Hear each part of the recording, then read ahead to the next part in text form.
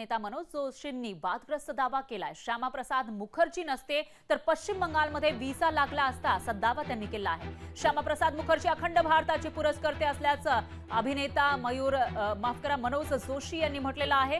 तर श्यामाप्रसाद मुखर्जी नसते तर पश्चिम बंगाल जे आपल्या देशातलं एक राज्य आहे त्या ठिकाणी सुद्धा व्हिसा लागला असता असं एक वक्तव्य या ठिकाणी केलं आहे अभिनेता मनोज जोशींनी।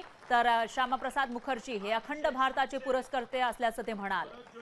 असली मुंबईकर है सरदार पटेल।